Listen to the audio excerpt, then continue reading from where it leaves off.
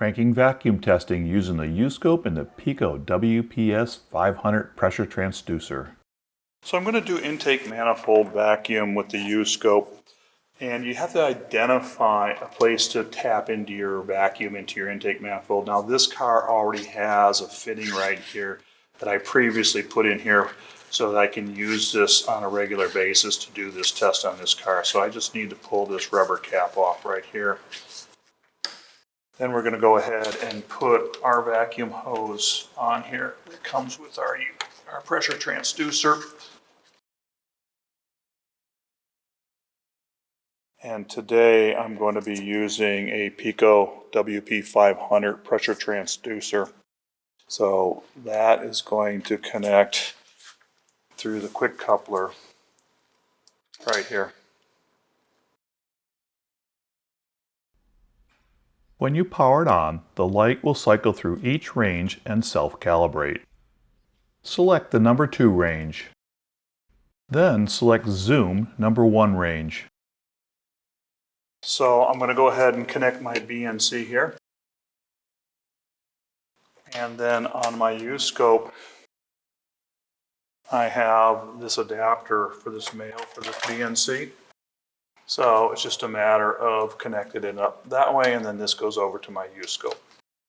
And I disabled the car from starting by pulling the coilover plug coil wires here, or the primary ignition, so that this won't start when I do this test.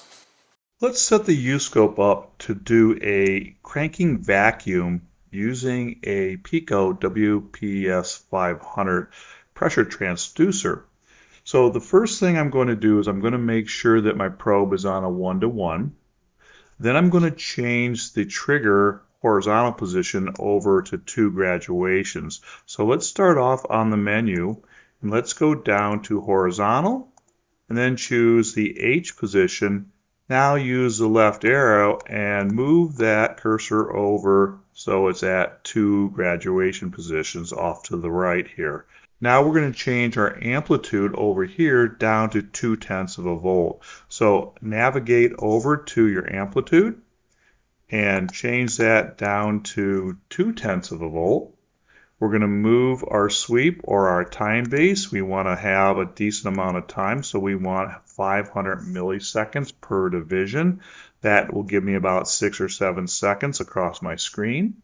We're going to change the 0 position, and we're going to move this up to a little more towards the center of the screen.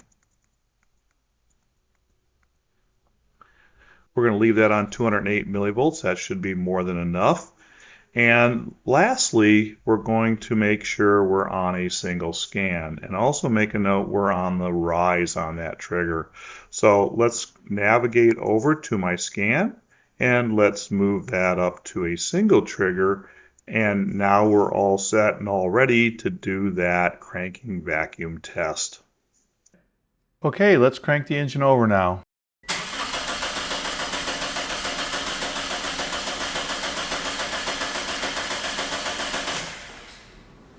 Now if I want to see some more detail, I can maneuver over to my amplitude and I can lower that value.